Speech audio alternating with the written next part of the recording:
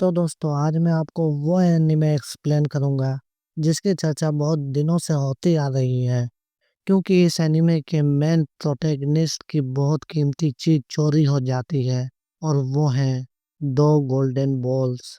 हाँ, आपने सही समझा। ये है दन द दन सीजन 2 का एपिसोड 1। तो चलिए बिना किसी देरी के इस वीडियो को शुरू करते हैं। तो एपिसोड की शुरुआत में हम देखते हैं कि कुछ ठर के बुड्ढे मोमो की ओर बढ़ रहे होते हैं। ये देखकर मोमो थोड़ा डर जाती है और अपनी साइकिक पावर्स का इस्तेमाल करने की कोशिश करती है, लेकिन एक बुड्ढा पानी के जरिए पास आता है और मोमो को पकड़कर डुबाने लगता है। तभी पानी में कुछ हलचल होती है जिस वजह से ये दोनों बाहर आते हैं और उसी समय इस बुड्ढे को सीमेंट का एक टुकड़ा आके लगता है। फिर बाकी बुड्ढे भी मोमो की ओर बढ़ने लगते हैं, लेकिन उसी समय वो जगह किसी तरह टूटने लगती है। ये देखकर मोमो मौके का फायदा उठाती है और उस हॉट स्प्रिंग से बाहर आती है, पर एक बुढ़ा उसके पैर पकड़ लेता है और एक इविल स्माइल देता है। तभी उनके ऊपर एक दीवार गिरती है। इस वजह से वहां कोई नहीं बचता सिवाय मोमो के। फिर हम देखते हैं कि टर्बो ग्रैनी हॉट स्प्रिंग में आराम से लेटी हुई है। ये देखकर मोमो समझ जाती है कि टर्बो ग्रैनी ने ही उसकी मदद की है, इसलिए वो जल्दी से कपड़े बदल कर टर्बो ग्रैनी को थैंक यू बोलती है। उसी समय पुलिस वाले वहां आ जाते हैं और सारे ठर के बुड्ढों को एक एक करके पकड़ने लगते हैं। तभी सीन शिफ्ट होता है। ओकारुन और जीजी बात कर रहे होते हैं कि इस होल का क्या किया जाए।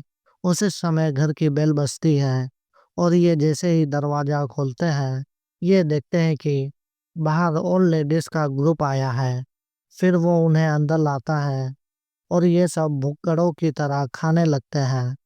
तभी हमें पता चलता है कि ये जो जीजी का भाड़े का घर है वो इन्हीं गीटो फैमिली का घर है और वो जो बुड्ढे थे वो भी गीटो फैमिली से ही है। यानी ये सारे एक ही भूतिया फैमिली के लोग हैं। तभी ये बुढ़िया कहती है, तुम्हें हमारा शुक्रिया अदा करना चाहिए कि हम तुमसे इस घर का भाड़ा नहीं ले रहे हैं। और कानून को समझ नहीं आ रहा होता है कि ये सब क्या बात कर रहे हैं। तो जीजी उसे समझाता है कि जब से इसके पेरेंट्स हॉस्पिटल में हैं, तब से ये लोग भाड़ा नहीं ले रहे हैं। ये बात कर ही रहे होते हैं कि तभी वहां पर एक पुलिस वाला उन सारे बुड्ढों को ले आता है। फिर हमें पता चलता है ये इनका फैमिली पुलिसमैन है। जब भी कोई जेल जाता है, ये उसे छुड़ा कर ले आता है। तभी ये बुढ़ा जीजी से पूछता है, ये लड़का कौन है। इसमें जीजी बताता है कि ओकारुन उसका दोस्त है। तो ये कंफर्मेशन के लिए ओकारुन से जीजी के फेवरेट फुटबॉलर के बारे में पूछता है। इसमें ओकारुन जेंट जर्मन का नाम लेता है। यह सुनकर उस बुढ़े को यकीन हो जाता है और वहां से चला जाता है। और जीजी इशारों में पूछता है उसे उसके फेवरेट फुटबॉलर के बारे में कैसे पता चला। तो फिर वो उस पोस्टर की ओर इशारा करता है जिस पर ये नाम लिखा हुआ था। उसी समय ये बुढ़िया पूछती है, तुम्हारे साथ एक लड़की भी थी ना, और क्या वो एक स्पिरिट मीडियम है, यानी भूतों को भगाने वाली। इसमें जीजी अनजान बनने की कोशिश करता है और कहता है, आप किस लड़की की बात कर रहे हैं।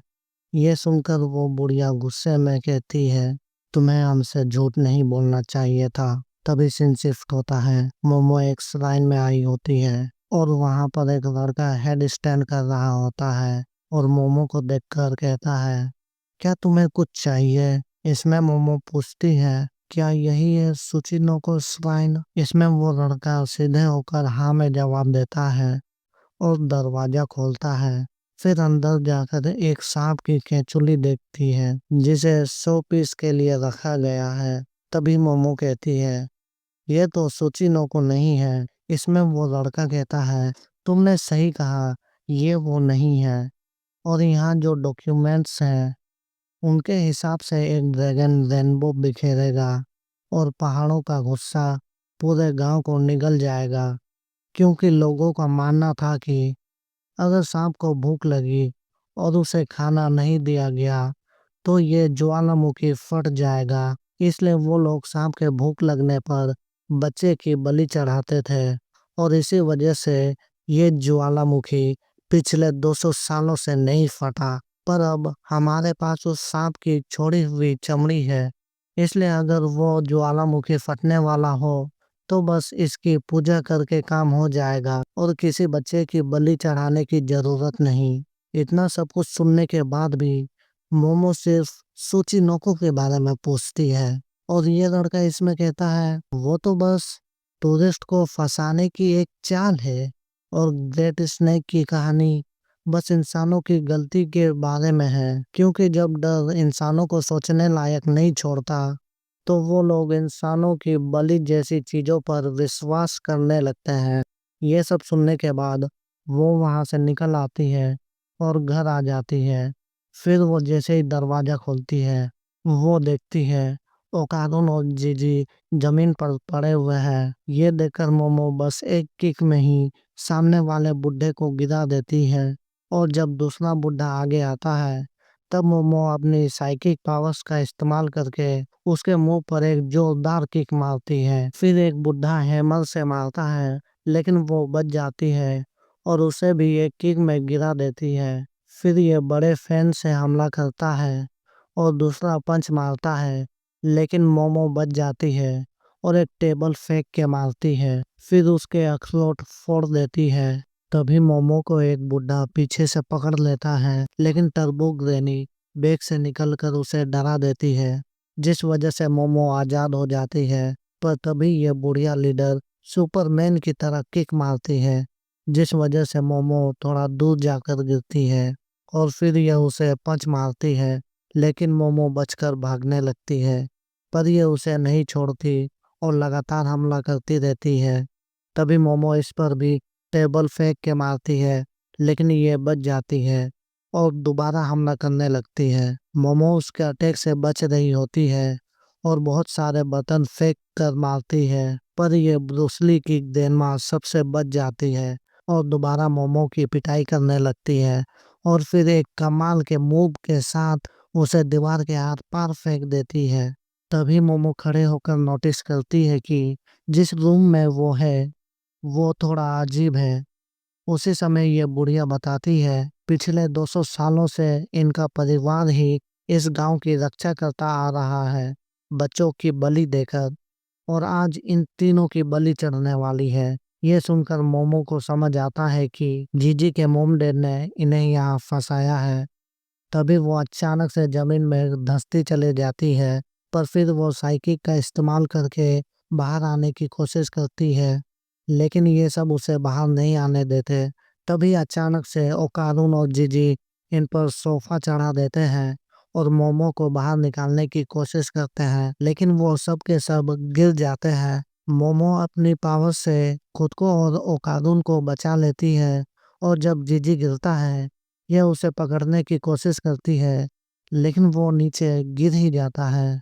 तभी पता चलता है वो जिस पर गिरा है वो एक मंगोलियन टीथवर्म है जो इंसानों को खाता है और ये सब बुढ़े और बुढ़िया इसको सांप मानते हैं।